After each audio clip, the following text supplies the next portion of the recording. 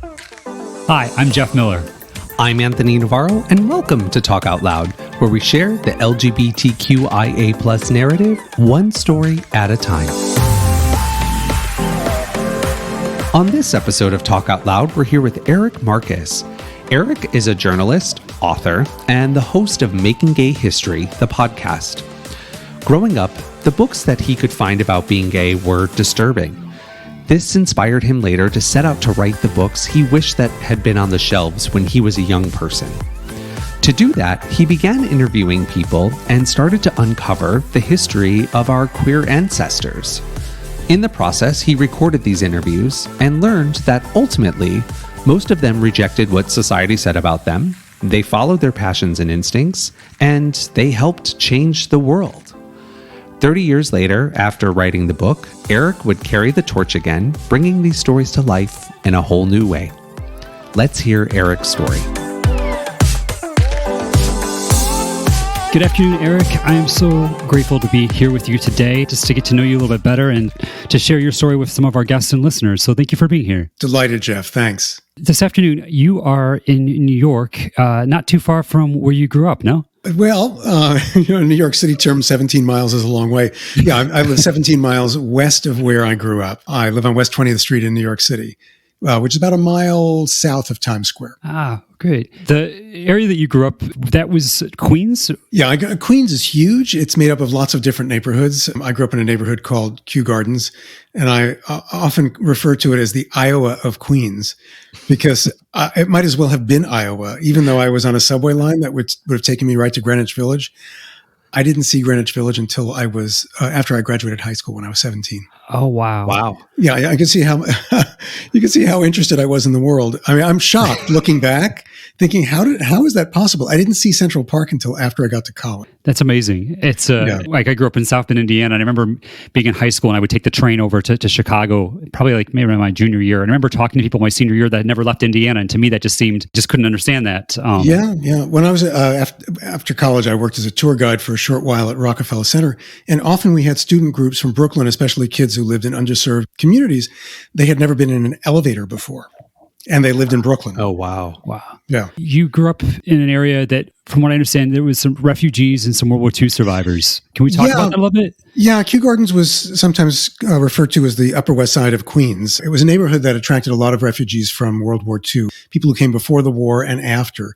And Kew Gardens was also a destination for a lot of people, principally from Germany and Austria.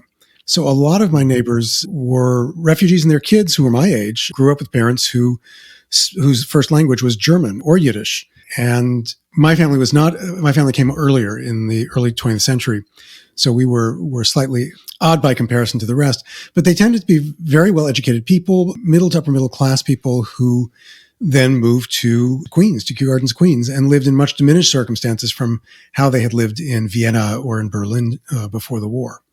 Wow. But it wasn't at all uncommon to see people who had tattoos on their arms with numbers from when they were in the concentration camps.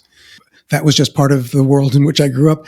But there was a it's all horrifying, but the most horrifying aspect to it for me was at Hebrew school. I was sent to Hebrew school after regular public school a couple of days a week. And if we were misbehaving, the rabbi would sometimes say, 6 million died, you're lucky to be alive. Oh, wow. Yeah. So it was to use the Holocaust as a cudgel and as a child to not have a full understanding other than having seen some of the pictures of concentration camps and bodies stacked up.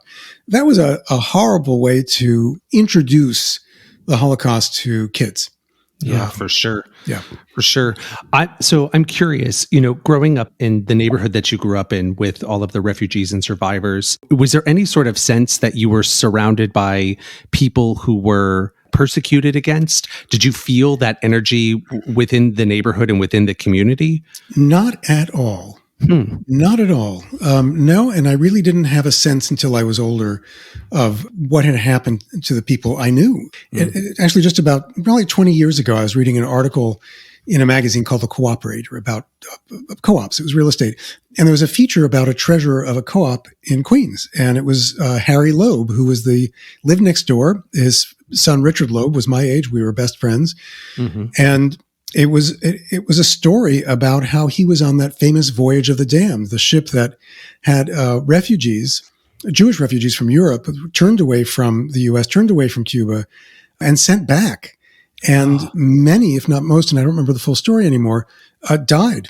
But Harry Loeb and his mother they wound up in the Netherlands, wound up getting on another ship and coming to the U.S. And then Harry Loeb enlisted in the military, turned around and went back to Europe to occupied Germany. I knew none of this growing up. Wow. But as I've come to learn from the work I do now, I do a Holocaust podcast as well as my gay podcast. Most of the survivors and refugees did not speak of their experiences at all for decades, if they ever spoke about their experiences at all. So no, I grew up in a middle class community. My parents were working class economically, but they were big intellectuals. So I didn't have any sense of how people's lives were upended and the kinds of trauma many of them experienced. I'm curious, why do you think people did not talk about it? Actually, I know why from a lot of the testimony I've listened to, people didn't want to burden their children. They didn't want to relive the experiences. And many of them were told when they were young people, just after they were liberated at the end of the war, they were told that nobody would believe them. So they shouldn't speak of it. Wow. I've never thought of that way. Yeah, there was one story that one of the podcast episodes that we did with a teenager when he arrived, a young teenager when he arrived in New York. And he was determined that he would tell everybody what he had lived through. And he was in a slave labor camp. His father was killed. And he was in the schoolyard, a bunch of kids. He went to a Hebrew school, a Jewish full-time private school, and was telling one of the stories. And one of the kids in the group said, you want to tell us one of your bullshit stories again? And he said he didn't say another word about his experience for decades. Because just to have the whole experience invalidated, it would actually do more harm than actually speaking about it. I mean, yeah. Wow. And the stories were the experiences were so shocking and unbelievable that they were unbelievable. That if you hadn't lived it, people couldn't accept that this was done to other humans by humans. Yeah. So I knew none of that. I had an odd growing up experience because my parents were odd people, both, as I've come to understand, were mentally ill. But that probably, I don't know if that had anything to do with their political or religious interest. But my mother joined. She had an Indian guru and joined what I came to think of as a cult in the 1960s. So living in this Jewish neighborhood in an apartment house, my mom would go out twice a week dressed in a sari and go to her meetings with Sri Chinmoy and lots of other disciples. So she was with them for 6 or 7 years, 8 years before they threw her out. But obviously she was seeking something and she found it there for a while, it sounds like. My parents were both seekers. They were always looking for something. They discovered yoga very early on. So I'm so straight-laced and so vanilla that most people wouldn't guess that I went to what was called a Theosophical Society camp. The Theosophical Society was a quasi-religion, I was at an ashram for one summer in upstate New York. I'm forgetting the name of the Indian guru who led that one. So I knew about meditation and vegetarianism and brown rice and all of that long before I arrived at Vassar College, where a lot of my classmates were just discovering brown rice and being vegetarians and yoga. And all I wanted was a nice middle-class life and a house in the suburbs. I didn't have a lot of imagination in those days. It just gives us a bit of a peek into what it was like in your family. Were you closer to maybe your father or your mother, or was there one that you kind of gravitated towards, or how was that? I was very close to my mother. My dad worked nights, so we hardly saw him. He worked for the post office. He loaded bags of mail on trucks. He actually had a master's degree in sociology and worked briefly for the New York Department of Education, but he had bipolar disorder, but that was not diagnosed at the time and could not deal with people. So he loaded bags of mail on trucks at night. So I didn't see him much until actually my parents separated when I was 10. And then I saw him I think it was every other weekend or every weekend. I now can't remember, but that was the time when we had the most time with him. And he was the fun parent. He was a lot of fun. My mother was a depressed person. She was not fun, but I was very close to her. And after my dad killed himself when I was 12, I wound up much closer to my mother, and she depended upon me in ways that she shouldn't have and that were not very healthy for me or for her. Oh, I'm sorry that the loss of a parent at that age. what does a 12-year-old do? Was there any way that you've coped with that for yourself personally? The way I dealt with it is the way a lot of children deal with a death at that age and children deal with grief differently from adults. In many ways, I pretended it never happened. What made it complicated was that, and no one spoke of him because it was a suicide. It was kept secret. I knew it was a suicide. Nobody told me it was. I overheard the initial call that came from my aunt. I put my ear to the keyhole of the kitchen door. My mother ushered me out. My aunt was my mother's sister-in-law. They didn't like each other. So she called on a Sunday morning. I knew something was up. I'd answered the phone. And so when my mother closed the door to the kitchen, I put my ear to the keyhole and I heard my mother say pills and I heard her say hospital. And I knew my father was taking pills. I didn't know exactly what they were, but he had kept them on a high shelf in our kitchen for years to keep them away from my brother, who always found his way into closets. Just an aside, my brother, one day we came into the kitchen and all of the canned goods had been stripped of their labels. My mother wasn't home. My mother had left us with our father, and he managed never to keep an eye on us. And so what he did is he put the labels back on all the cans, but not knowing what was in them. So periodically she'd open a can thinking she was getting canned peas and they turned out to be canned carrots or something else. And I never said anything. My dad never said anything. My brother certainly never said anything. Don't disturb. Yes, yeah. Exactly. But so because it was a suicide and no one spoke of it, I thought it was something terrible. I didn't even tell anyone he died. Wow. So I was out of school. I went to school the next day after he died. So my mom sent me and was out of school one day for the funeral. And that was it. I wasn't dealing with it very well. At least I look back now and I was a top student. And that semester, my grades in math and science collapsed.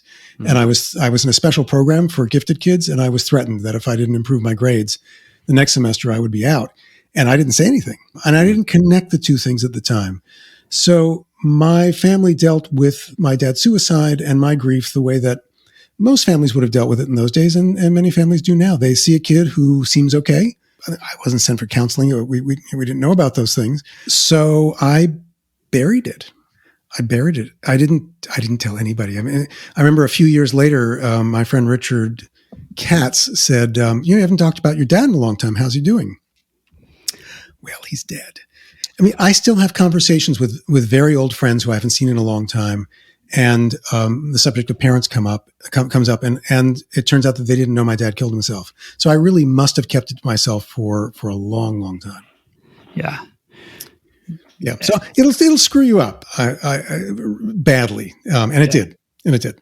You continued on with your education. You foreshadowed that you went on to Vassar College. Yes, I went to public schools in New York City and went to my high school. My junior high school was terrific. My high school was a classic inner city, underserved or underfunded public school, not a great school. And so when I got to Vassar, I really struggled academically. I mean, I was one of the top students in my high school, but that didn't say anything. I discovered that my education at Hillcrest High School was subpar compared to the private school education of most of the kids I met at Vassar. And also lots of them came from families that were affluent. Mine was not. And also people who had much broader lives than I did. And I came with my Queen's accent. I sounded like Fran Drescher, who went to the same high school that I did. And I came with my disco era clothes, which very quickly disappeared because I wanted to fit in. And it took the first semester was brutal, academically, socially, and I was just dealing with my sexuality. I had a girlfriend for 2 months thinking that I could go straight, and had a boyfriend at the same time. Neither of them was very happy with me. And by the end of the semester, I got so sick. I was in the infirmary, couldn't finish my semester. I missed all of my exams. I can't believe I'm getting into this corner with this story, but I usually don't talk about this, but I was invited to go to the winter formal dance with a young woman. And she insisted I come back to her room afterwards. And one thing led to another. And I didn't know how to say no. And she just kept pushing things along. And it was traumatic. And I woke up the next day. I didn't sleep the whole night. And I couldn't think. I should have thought to say, I'm sorry, I'm gay. And this isn't going to happen. But I was 17 years old. Actually, I was just 18. And I was terrified of saying the truth. So the next morning I had 102 fever and a rash from head to toe and wound up in the infirmary. Wow. And I look back now and I think, that makes sense. In those days, when you were really sick and they couldn't figure out what was wrong with you at the infirmary, they would send your blood sample to Albany, which was a big deal, the state capital. And it came back with nothing. But I was really sick with the rash head to toe and with a fever. Yeah. And the only person who came to visit me was my ex-girlfriend. So it was a horrible first semester. I got home. I said to my mother, I am not going back to college. But she insisted that I go back. And I did. Did you have a support system to, talk through some of these things that you've experienced then? No. There was one person I was in contact with. My childhood is going to start to sound really horrible and creepy. We had a neighbor, a reverend who was a widower. We moved when I was 15 to a really nice neighborhood actually around the corner from the Trump family, believe it or not. And a number of relatives had died and my mother had enough money to buy a house. So this neighbor came by soon after we moved in. He was in a camel coat and a tie. And I thought, when I saw him through the window in the door, I thought, who is this? And it was our neighbor, a couple of doors down. And he was as he explained, he was a reverend. He was an Episcopalian reverend, I should say, and a widower. And I thought, for my mother. And my mother was thrilled that he showed an interest in me because, nice to have a male role model. He had a great interest in me, but not the kind that you want. So he took a great interest in my sexuality and asked me lots of questions, leading questions, when he took me places when I was looking at colleges, he took me to see Yale and described how when he was at Yale, the swimming pool, you swam naked. He took me out to Fire Island and he was really trying to bring me out. I don't know if that phrase is used anymore with young people, but I was very cautious about how much I said. But once I got to college, he knew by then I was gay and I had explained that. So I would have late night conversations with him by phone and he would ask me to describe everything that was going on. And I didn't realize he was really getting off on that whole thing. I mean, really, really creepy stuff. Living vicariously through you almost. He never put a hand on me.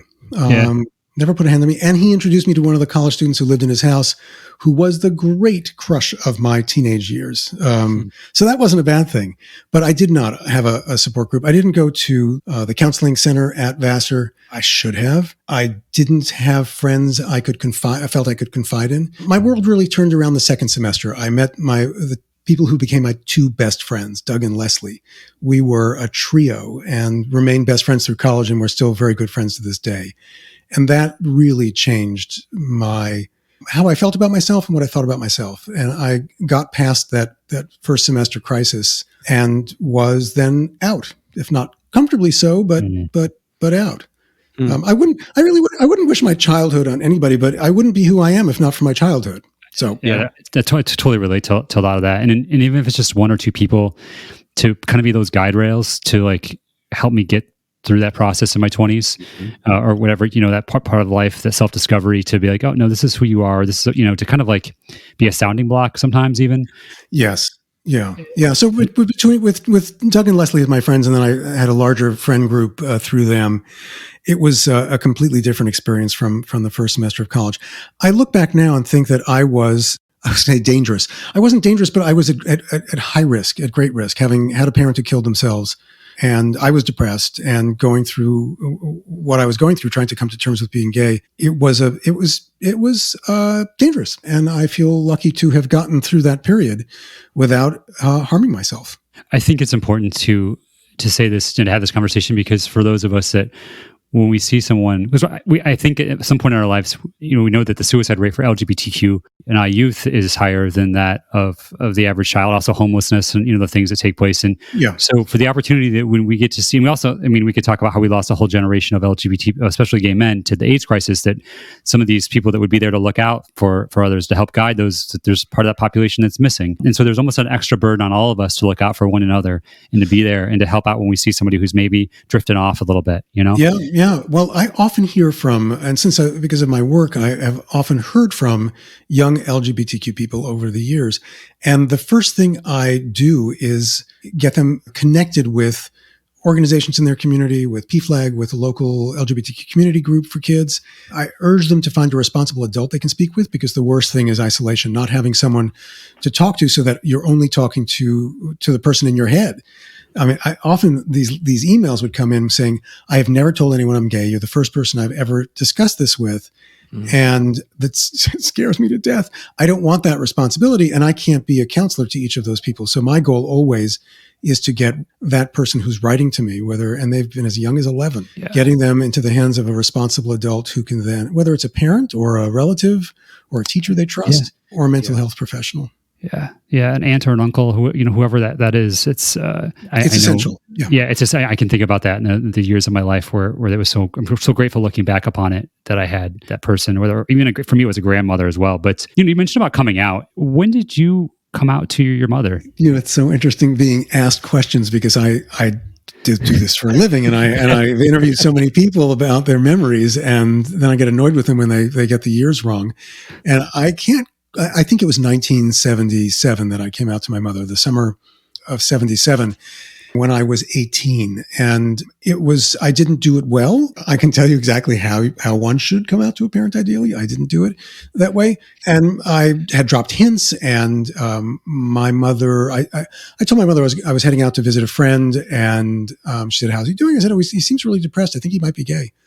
And she said, well, you say that so casually. And then she said, oh my God, maybe it's because you're gay. And I said, bye. And oh, Eric, oh my goodness. And I left, and I went to my friend's house, and I said, oh my God, my mother's asked me if I'm gay. What am I going to do? And he knew I was gay. And I went home late and crept up the stairs and hoped my mother wouldn't hear me creeping up the steps. And she did. And she wants to talk to me. And she said, is it true? And I said, yes, I'm gay. And she said, I said, do you feel guilty? Because I'd read a little bit by then about parents and how they react to their gay kids. She said, no, I don't feel guilty. She said, I'm disappointed. Oh, buddy. Oh. I wish she had felt guilty. Because I was the kind of best little boy in the world who tried never to disappoint anyone, especially my mother. Yeah. And she said that she wanted me to see a psychiatrist. And I just assumed she wanted me to see a psychiatrist so that I would get cured. And I said, I'll go to a psychiatrist if you go to a PFLAG meeting. And she said, no.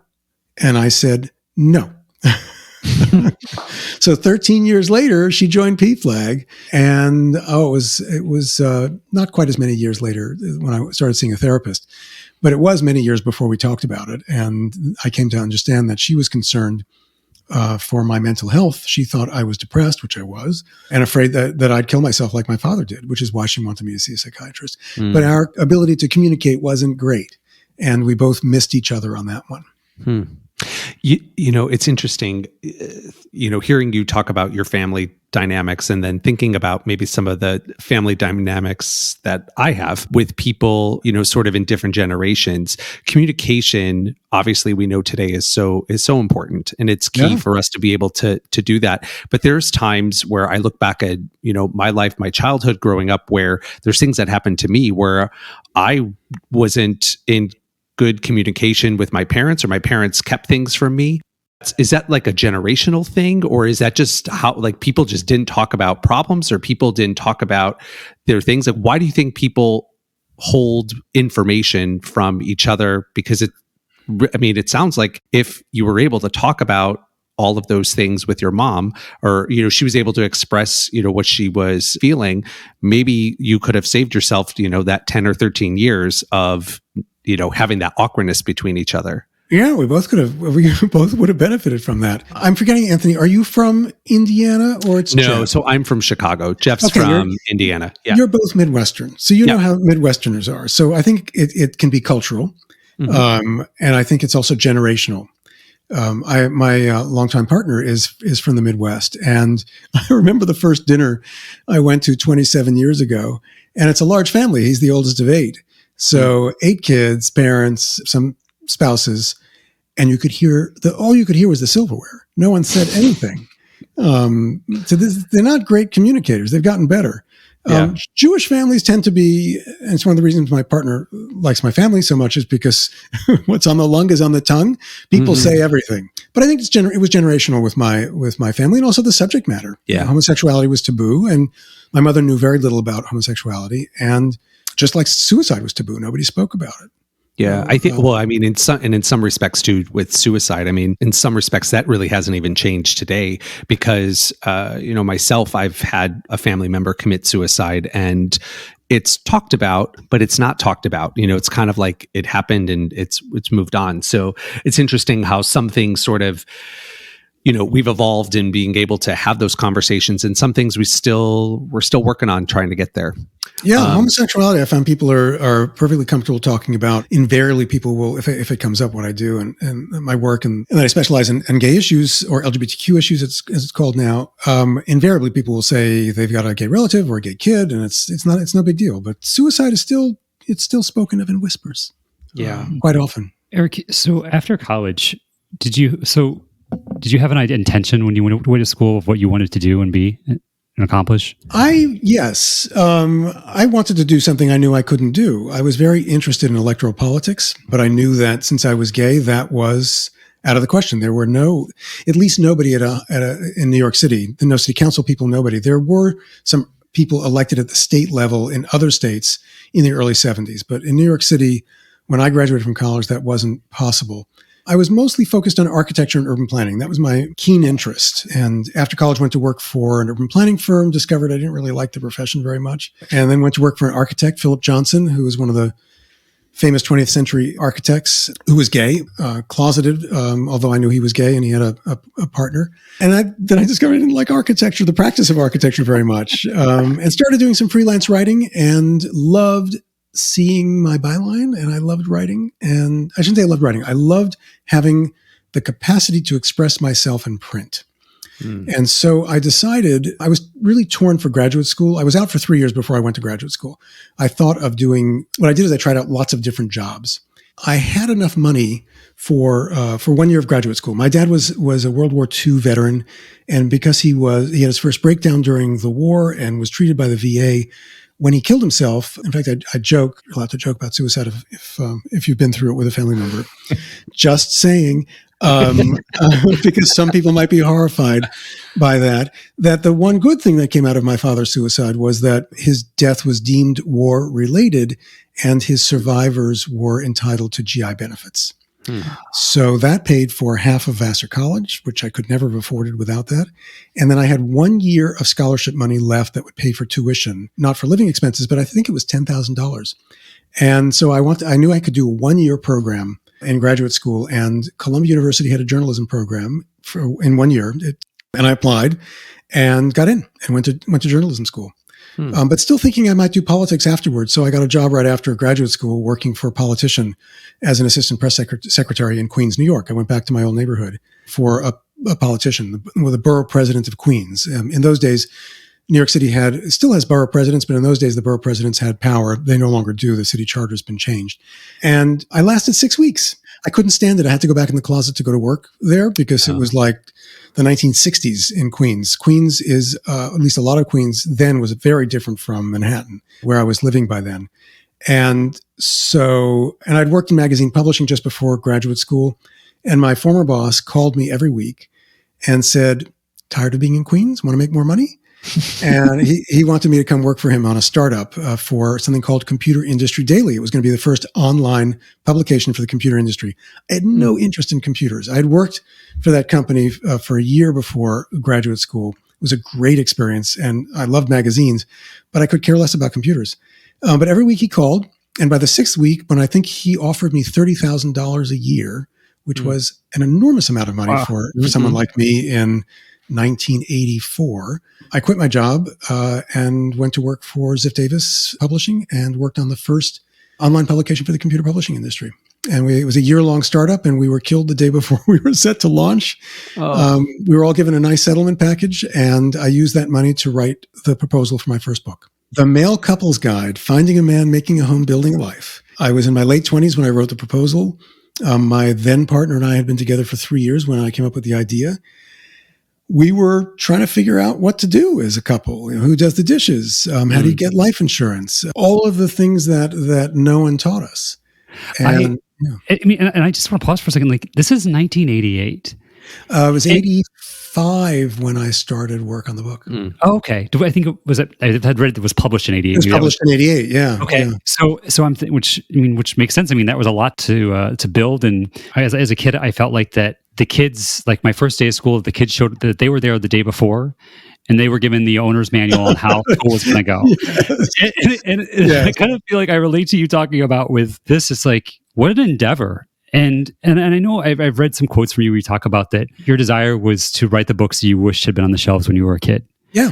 And I think about, for myself, there was a cafe at the Barnes and Noble in Mishawaka, South Bend, Indiana, and my parents would drop me off there, and I would go to the cafe. But really, what I was really most interested in was the magazine section had a little bit of LGBT content for magazines, right? And in the section that was where your book would have been at, that shelf now is a whole section where it was before it was just one little shelf, So what I've always been inspired with people that we talk to is like, when I meet someone who realizes that there's something missing or that they're craving something that they created. Was that kind of like your experience? I mean, from everything you've done? Yeah. I wanted to write, once I started writing books, I decided, or once I settled on that I was going to write books, I wanted to write the books that I wished had been on the shelves when I was a kid. But I'll take credit for the first book, which was my idea, although I had encouragement from other people. I didn't want to stay in books, and I wanted to work in mainstream journalism. So when I finished the manuscript for the Male Couples Guide, I had interviewed before I started work on that book, and I landed a job at Good Morning America at ABC. Was there a year, got fired from that job, long story, and then got hired right away by CBS Morning News. It was always a struggle for me. I didn't feel that my gay work was good as straight journalism. So it was my internalized homophobia. I didn't want to work in a marginalized field, and as a gay journalist in those years, there were limits on what I could do. Yeah. Well, that's what I was going to say. I mean, is it that for those of us that maybe are a little bit younger, not meaning like younger than myself and Anthony, that you were limited, what you could do, yeah. Where there was a glass ceiling that, we talk about shattering those, but this one was pretty thick, Well, I can tell you that when I was at CBS News, I very quickly discovered I was a segment producer. So I was a behind the scenes guy. The people who had the most fun and earned a better living were the people on the other side of the camera. And that's what I wanted to do. But I was out by then. My publisher helped me come out to everybody at CBS News, because when the Male Couples Guide was published in February of 1988, and I'd started in January at CBS News, my publisher sent a copy of the Male Couples Guide to every single person at CBS News without telling me. So I came in, and I was out to my colleagues in my department, but and I was the only out person on the editorial side. The book was on every desk at the office, so there was no going back. But a few months in, I asked for a meeting with a senior executive who had gone to Vassar as well, which is how I got the meeting, because I wanted to know if CBS News would ever put an out gay person on the other side of the camera. So we had a meeting, and she was not inclined to answer me directly. And I said, after a lot of hemming and hawing on her part, I said, I'd like to know for my career. It's important for me to know. Would you put an openly gay person on camera as a news person? She said, no, we wouldn't. So it was around that time that I was contacted by an editor friend at Harper & Row, now HarperCollins, who asked me if I would consider writing a proposal for what became my book, Making Gay History. So that's how I came to turn down a 4-year contract with CBS News. And so I was on a 6-month contract, and took a risk because he had asked for a proposal. He didn't guarantee he was going to buy the book, but he asked me to write an oral history of the LGBTQ civil rights movement, then the gay and lesbian civil rights movement. And I left to write that book. And after that, I had decided I would write the books that I wished had been on the shelves. Oh, do you know what? I'm getting my story wrong. Because when I was at Good Morning America, we had clip files in those days, newspaper clips on every subject. I started working on my book about suicide when I was working at Good Morning America. So that I started researching in 1987. It wasn't published until the early 90s. So yes, to answer your question, I wanted to write the books that weren't on the shelves when I was a kid. For multiple issues, just LGBT issues, but obviously for suicide, the things that were not being talked about. Yes. Yeah. We'll talk, I want to talk about suicide a little bit more here in a minute, but the title for Making History, the original title was Making History, the Struggle for Gay and Lesbian Equal Rights, an Oral History, right? Correct? Yep, that's the title. Well, and I left out the important part, which is from 1945 to 1990. Right. There was something wonderful that happened a couple of years ago with the 50th anniversary of Stonewall. And what I found is that, at least like in my community in Chicago and some of the other ones that I witnessed online, is that people dug deeper into what took place at Stonewall. And I started hearing stories of things that, that I wasn't aware of, the ancestors that came before me. And so it's almost like we moved it back to 1969. And in your book, you took it back to 1945. Yeah. And that's what, yeah. I have benefited so much from your work now, from helping me now to learn more, to understand more. And I just really want to thank you for what you've done with that.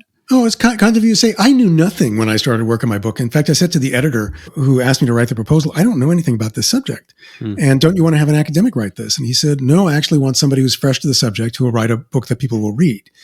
And he said, I want an oral history like Studs Terkel wrote the book Working. Studs Terkel was a famous oral historian. When I started my work, I thought that the movement began at Stonewall, which it didn't. I marked the beginning at 1950, the founding of the Mattachine Society, which is an organization that continued right on through the early 70s in multiple chapters across the country. Although the first organization founded in the U.S. was in 1924 in Chicago, short-lived. It was broken up by the police. But the first gay rights organization in the world was founded in 1897 in Germany, in Berlin, by Magnus Hirschfeld. So we have a long, long history. I knew nothing about it. And even Stonewall, I knew just a little bit about, when gay people fought back against police. But I missed all of that. I was too young in 69 to know what was going on, and really only learned our history when I wrote that book. But boy, what a proud history we have, and what interesting people who led our movement, who got us started, and what brave people who decided to challenge the status quo at a time when there was no guarantee that anything would be accomplished other than losing their jobs, their families, and even their homes.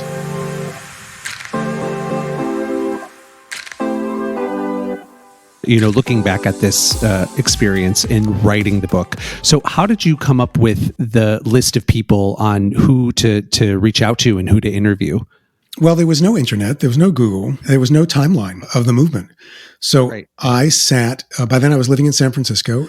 I sat in the library of the GLBT Historical Society, which was called something else then, and went through every issue of The Advocate from 1968 until it was the late 1980s, to build a timeline. I also went through the Mattachine Review, another magazine, The Ladder, which was the magazine of the Daughters of Bilitis, and One magazine. These all dated back to the 1950s. And I built a timeline, and I came across names. One of the challenges of doing an oral history when you're trying to tell a larger story is that each of the stories, each of the people I featured, had to move the story along to another stage. I also needed to have diverse voices, and had to have both women and men. And the movement, certainly in the early days, was more male than female and almost all white, and all generally people who were pretty privileged. I used index cards for all the people I spoke with. I wound up interviewing 89 people before I realized, and probably had chosen those 89 out of about 200 on my list. And I thought I'd interview 200, but I ran out of time. So I interviewed 89 people and then thought, oh my God, if I don't start transcribing these interviews, I'm never going to finish. And then I transcribed all my own interviews. And then they were 3 to 6 hours in length. So I got terrible tendinitis. I don't transcribe anything anymore. And when I got to about 47, 46 interviews, I thought, well, if I don't stop now, I'm never going to have time to edit the interviews. So if I'd had 10 years to do the book, it would have been more organized. But I needed X number of people to be able to tell this larger story using their stories to move the history along. The book isn't as diverse as I wish it could have been, geographically and otherwise. But I think that you get especially the first book, where each person is a chapter, you get a real sense of these people's lives and what they did and the growth of the movement over the course of the book. I didn't think I'd ever revisit the book, but I ran out of things to do and decided that I would go back and revisit the book. I had intended, when I wrote the book the first time, to use the timeline as the narrative and intercut the stories so that it was more cinematic. But I didn't have the skill to do it or the time. So the first edition is just each chapter is a person. And in some ways, I think that's a better book. So I was going to take 6 months to add 10 years and rewrite the book. And it took a year and a half. The second book we called Making Gay History, because by then there was no issue about having the word gay in the title. With the first edition, we were a little concerned that the sales force at HarperCollins might have trouble selling a book with the word gay in the title, and that bookstores would be reluctant to place the book face out on shelves if it had the word gay in the title. By 2002, nobody cared. The world had changed a lot. Yeah. So I'm curious. So I would guess that most of the people who you reached out to interview, because of their involvement in the movement and what they did with their own, with their own lives, they probably didn't have a problem, wanting to sit down with you to be interviewed. Was there anyone who you reached out to that said no, that they didn't want to be interviewed? Everyone wanted to be interviewed. 2 people asked me not to use their real names. Yeah. One person who I was pursuing, who kept saying he would be interviewed, Gary Studs, who was one of 2 congressmen, gay congressmen, the first 2. Barney Frank was the other one. And I saw Gary on a number of occasions. He'd say, "Oh yeah, we'll make sure to get you on the calendar." And no, never got Gary Studs on the calendar. So no, sounds like a politician. Yeah, he's the only one who I was never able to interview. I did interview Barney Frank, but he was determined not to tell me anything personal. And at some point in the interview, he said, "You might as well stop trying because I'm not going to tell you anything. I'm saving it for my biography." It was a very frustrating interview. And consequently, he's not in the book because all of the stories had to be personal as well as, I didn't want a book that just talked about this date, that date, this happened, that happened. I wanted to know about people's lives. And Barney Frank was not going to, I tried every which way. But I could have been a shoe sitting in the chair across from him and he would have given the same interview. Yeah. It's almost, what you did was you created a memoir for the people who you interviewed, looped that into the history to, the gay history movement.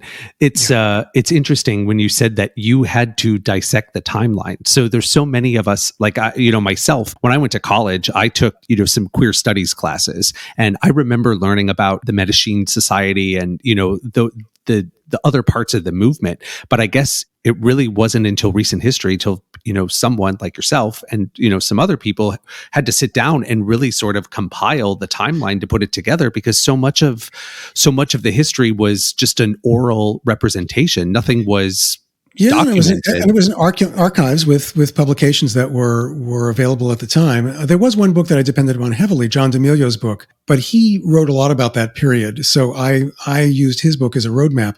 But interestingly, I found in talking to some of the people he wrote about, they were very upset with him because he wrote about what they did through a more contemporary lens and could be pretty judgmental about them and referred to people as accommodationists without really giving the reader a sense of what the time was like in which these people lived and how compromised they were in what they could do given the danger.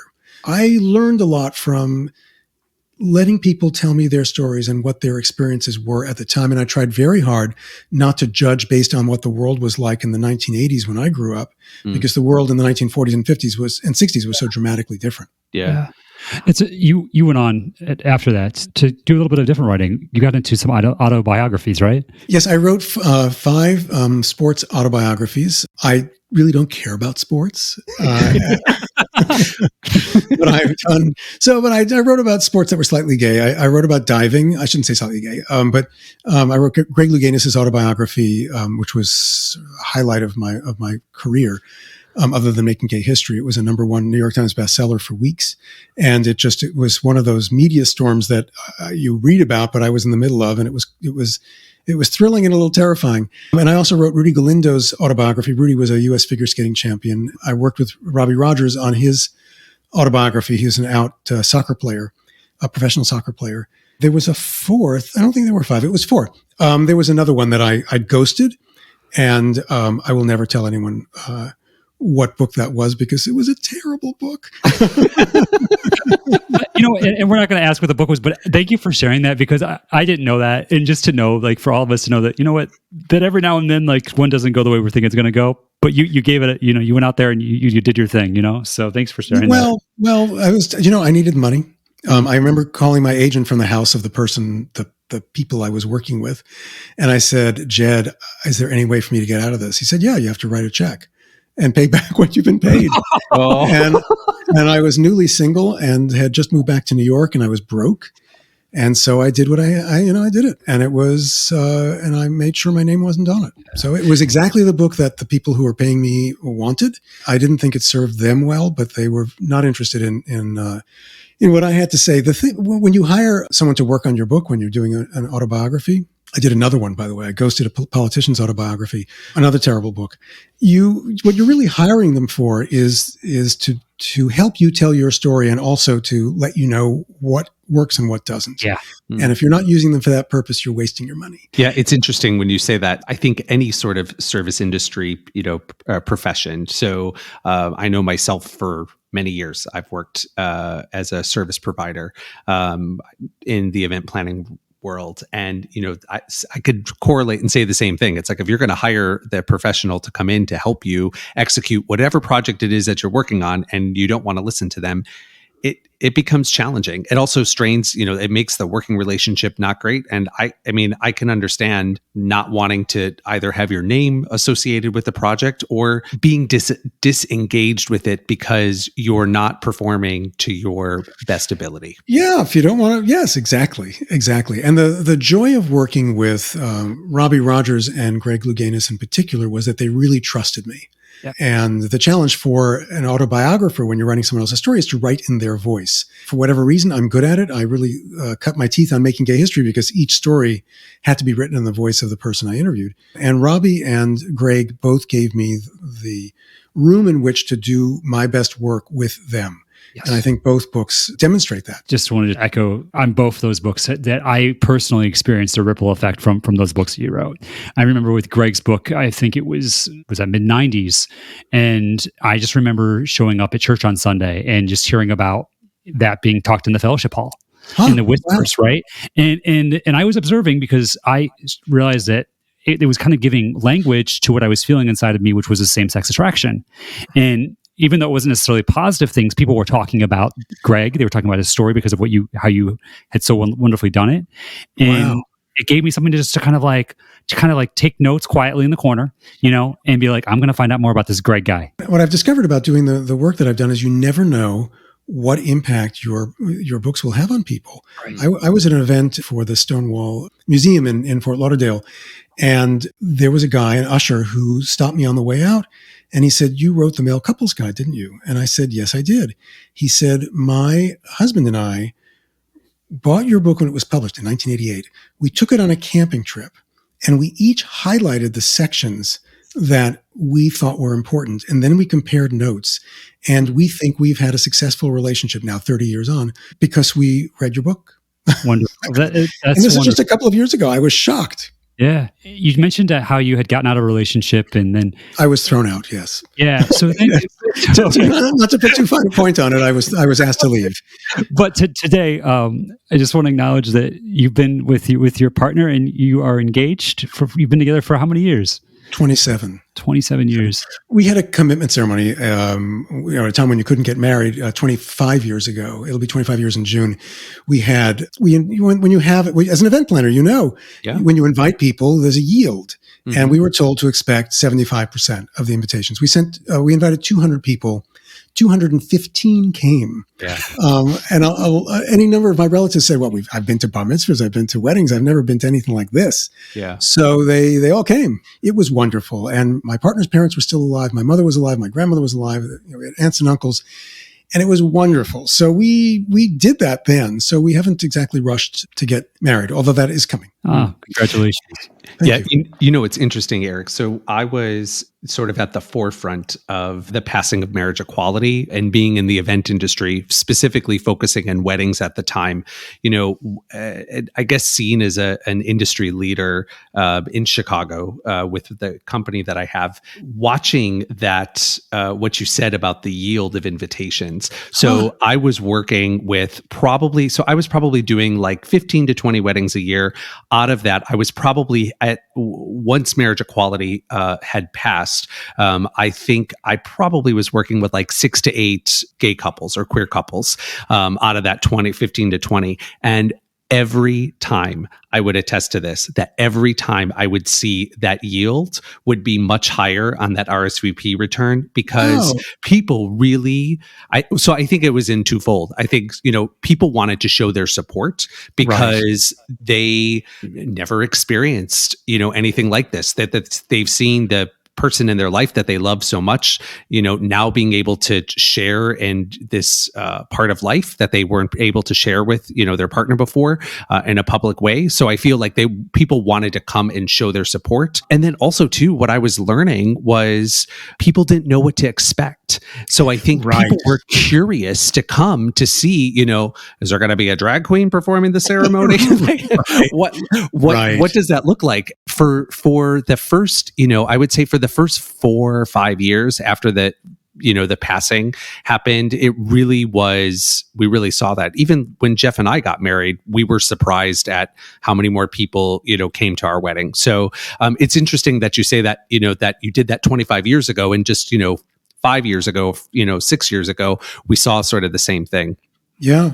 We were very surprised. And we had it at home. So although the ceremony was in the garden of the church across from the street from where we live, but we had more than 200 people at our house. Wow. for a buffet, which by the time we got into the house after greeting everybody, there was nothing left. Right? Laughter and love, right? So. Nothing left, but it was a wonderful experience. Experience. We don't plan to repeat that. We haven't talked about what we're going to do yet, but I think we'll quietly elope. Yeah. That was what Anthony wanted to do originally. And how many people did you have in the end? About 170. That's not eloping. No. And it was a whole weekend worth of festivities. So boy. Us too. Yeah. So Eric, I just wanted to make sure we just talk about suicide for a minute. You went on to get involved with the Suicide Foundation a little while after. Yeah. So what happened was I wrote a book about suicide called Why Suicide? Questions and Answers About Suicide Prevention, and Coping with the Suicide of Someone You Know. It was my way of investigating that topic. And by then I was in therapy. I've been with my therapist for 29 years, soon wrapping up, I believe, before our 30th anniversary. So I wrote the book and thought I was pretty much done with it by then. And then just before my 50th birthday, my partner's sister killed herself. This is 12 years ago, and I was thrown sideways, really devastated, and it brought back everything. And I was really upset that I had not been able to do anything to prevent it. This is often the case. People think in the aftermath, what if, and why didn't I do something? And I revisited my book and thought I should read it. And I thought it wasn't as good as it needed to be. I read it for myself, but then I thought this needs work. And I got my agent to convince my publisher to let me do a new edition. And I went to an event called International Survivors of Suicide Loss Day just a few weeks after my sister-in-law took her life, because I needed help. I needed to be with other people. And from there, I got involved with the organization, wound up serving on the board for 4 years, and then went to work for the organization for a year and a half, rebuilding all of their programs for people who had lost someone to suicide. And that was a chance to really deal with my experience. I got to sit in on support groups. I'd never been to a support group for people who lost someone to suicide. And it was very, very meaningful work. And then long story short, I got fired from that job. And that's what propelled me back to making gay history. You haven't asked, but I'm going to launch into it. I had turned over my entire collection to the New York Public Library in 2008, including all of my audio, 300 hours worth, and with an agreement that they digitize the entire collection, which they did by 2015, around the time I was fired. And I was trying to figure out what to do next at age 55 when no one wants to hire you, and had a number of conversations about what I might do with my archive. And one of the people I met, actually two people who had an organization called History Unerased, unerased.org. They develop LGBTQ inclusive American history curricula. They were very interested in short excerpts of my audio for resources for teaching about our history as part of the American history curriculum, the 8th and 11th grade. I asked one of my neighbors who I knew had worked for the BBC and worked for local NPR if she could cut tape. And she started editing. She said yes, and she started editing. And she said, this sounds like a podcast. And long story short, I got a grant and we launched the podcast 5 weeks later. Wow. And here we are 4 years later, 4 million downloads later, 90 episodes. It's been so rewarding to go back to this work and to approach it in a way where I don't feel that it's less than. I think by now I've gotten over most of my internalized homophobia. And the world is also more ready for this material. It's been so thrilling to work with educators, as I have now done, to bring this material into the classroom so that kids, people like us who are now young, unlike us, can learn about this history through the voices of the people who actually lived it. Yeah. I am just so grateful that you recorded these, first of all. That, because a lot of these people today are no longer with us. A handful are still alive. I just talked to Kayla Husen last night. Barbara Giddings and Kayla Husen are two of the key movement leaders from the 1960s and 70s. Kay is 91, but almost everybody I interviewed is dead. And a lot of them died. A lot of the men died soon after I interviewed them because they had AIDS.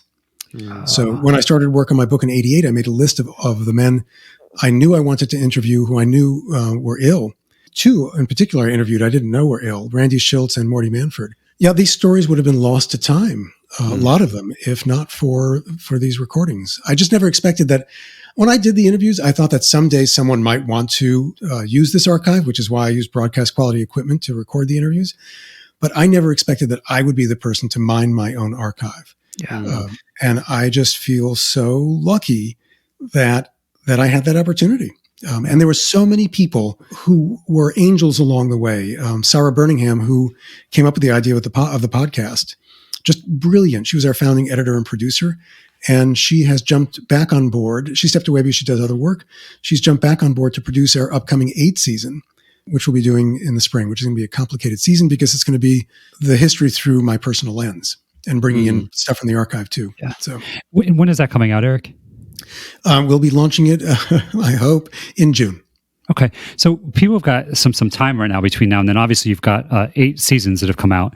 If someone were to start, with season 1, is there, I know, I'm just thinking to myself that you know what my answer is going to be. I want people to start with episode number 1, yeah, with the preview, but you don't have to. One of the seasons that I think is really important to listen to early on, because Stonewall is so often cited as central to our movement. It is an important pivot point, but we did a whole season on the Stonewall Uprising. It's a we did it as a documentary, an audio documentary over 3 parts and 4 parts. Listen to the Stonewall season. You can dip into different seasons at different times and just pick and choose if you like. Well, and actually, I just want to pause for a second, because what I was going to say to the audience is these stories are so well done, but they're short form, and you can just go from one to the other and just kind of dance through it. I listened to Wendell Sayers' interview recently, and I thought about, because I have family in Denver, and I mean, I picture you out trudging the road, like you went to Denver to interview this gentleman, just in understanding that. Because what Anthony and I do is telling stories today, you're in New York, we're here in LA, we just dial into Zencaster or whatever audio recording we're using. You were hiking it, you were hoofing it, and how you found these people. And Wendell, I believe, was one of the people that you mentioned earlier that didn't really use his name for a long time. Is that correct? He asked me, he asked to be for a pseudonym. I called him Paul Phillips in the book. And I had to make a decision when we did an episode about him about whether or not to reveal who he was. But and he's long dead. He was in his mid-80s when I interviewed him. But I decided that based on what I knew about him, that he would want people to really know his story. He was afraid at the time that his relatives in Western Kansas would find out that he was gay and be embarrassed by him. But he's a cousin of Wendell Sayers, the famous football player. I thought that he would want his story told using his real name. I hadn't intended to interview him. I had planned to interview a man named Elver Barker, who was involved. I read about him. He was involved in the Mattachine Society in the 1950s in Denver. There was a convention of the Mattachine Society of chapters from across the country in Denver in 59. And when I spoke with Elver by phone, because I interviewed everyone by phone or spoke with them by phone before setting up an appointment, he said, I've got this guy named Wendell Sayers. You should give him a call. We had a falling out. We haven't talked in years. You might find his story interesting. Well, Wendell Sayers was an African-American man who was the first black attorney to work for the state attorney general in Colorado, and got involved in the Mattachine Society in the 1950s. Yes, I was very interested in interviewing him. Yes. But poor Elver Barker, sorry, Elver, he's not in the book. Because I didn't need 2 stories about the Mattachine Society in Denver in the 1950s, and Wendell's story covered a lot of ground. His story moved me more than almost any other story, because he was so alone in his mid-80s. And as I was leaving his house, and I say this in the podcast, he asked me one question. He said, "Do you think it's too late for me to meet somebody?" And I lied and said, "It's never too late." But I knew from how he lived that he was out to no one at that point. He had been out to 2 guys in his church, but both died of AIDS. Yeah. I knew he would likely spend the rest of his life alone. So I have all of these people in my head. It's I hear their voices, and I had this incredible experience about a year ago now. We have a Making Gay History play now. It's called Making Gay History Before Stonewall, and there are 20 characters, 20 people from the book in the play, and I got to see these young people. It's called documentary theater, or verbatim theater, where it's actual. It's the words as spoken by the people in the podcast. And I got to see them come back to life on stage. And then each of the 20 kids who were performing, this is at New York University, at the Provincetown Playhouse here in New York City, each of them played me. So that was freaky. So it was thrilling. So I've gotten to write this story as a book, to do it as a podcast, and now to see it as a play. The first high school to perform this play was Deerfield High School in Deerfield, Illinois, past November. Yeah. So we're expecting to license the play to high schools all across the country. Wow. Thinking back to when you started on this journey in the 80s, I mean, would you ever imagine that these stories would be told on stage in high schools across the country? No. Yeah. And I have to tell you that when I saw the first performance of Making Gay History Before Stonewall, I cried. No, I could never have imagined. And we did 2 performances. There were 10 performances total in New York. 2 of them were performances that middle and high school students were brought to see. And we had a Q&A with the kids after the show, and to hear their questions and what this meant to them, it was incredibly moving. I had a rough time growing up as a gay kid, and I wouldn't wish that childhood on anyone. But if I hadn't had that childhood, if I hadn't grown up at the time that I did, I wouldn't have had the opportunity to do the work that I do, so that the world would be a better place for kids growing up now. So, I'm grateful for that. It's been a huge opportunity, and I'm one of the lucky gay men of my generation who didn't die. So I got to see this work through, meaning that I got to finish the book. I lived to finish the book, and then I've lived long enough to see the world change enough that I've been able to translate this work into other forms so that it can be used more broadly. It's a real gift. Just curious, was there anyone who you ever interviewed where you were either nervous or starstruck to interview? Totally starstruck to interview Dear Abby. For younger listeners, Dear Abby is what you would get if you took Ellen DeGeneres when everyone still loved Ellen, and Oprah Winfrey and every YouTube influencer, and wrapped them up in one, and you wouldn't even have anything close to who Dear Abby was. Dear Abby was the most widely, along with her twin sister, they were the 2 most widely read advice columnists in the world, read by millions of people every day. And so when I went to meet Dear Abby, who was one of the earliest straight allies, I was totally smitten, totally starstruck. And she opened the door to her house in Beverly Hills, and it was a double height front door in a French provincial Third Empire crazy LA kind of house. And there she was in lavender hostess pajamas and pink fluffy slippers, and was all made up, and her hair was done.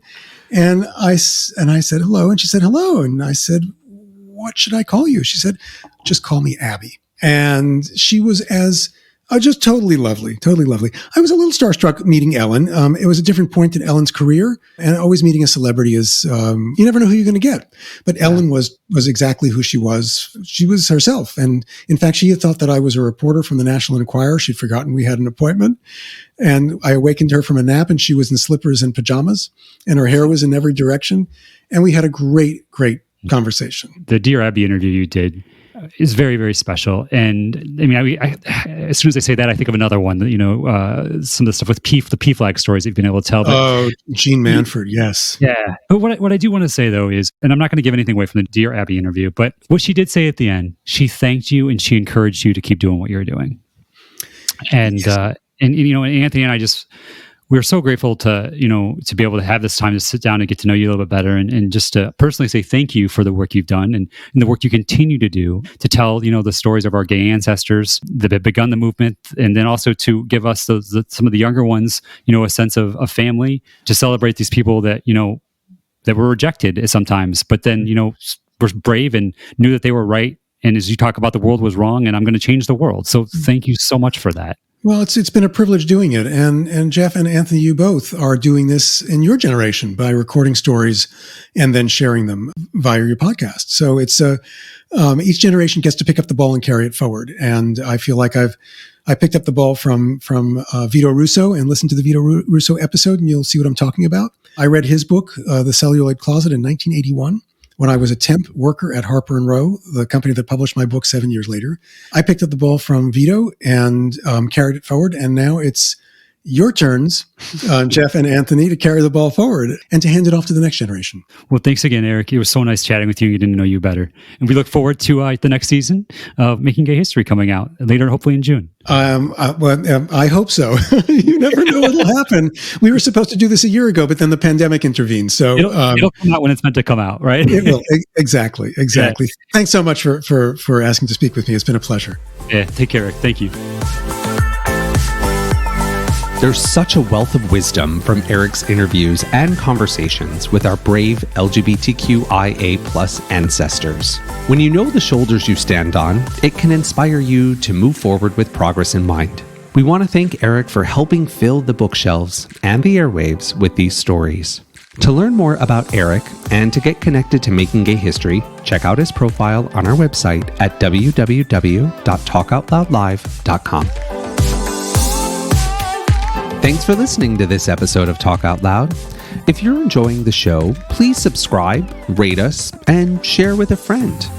You can also follow us on social media at Talk Out Loud Live. If you or someone you know has an inspirational story and a member of the LGBTQIA+ community, we'd love to hear from you. Reach out to us on our website at www.talkoutloudlive.com. On our website, you can also catch up on past episodes, learn more about our past guests, and browse their profiles. You can also get your official Talk Out Loud gear in our online store and browse our online bookstore curated with our guests' recommended books. Thanks again for listening, and remember,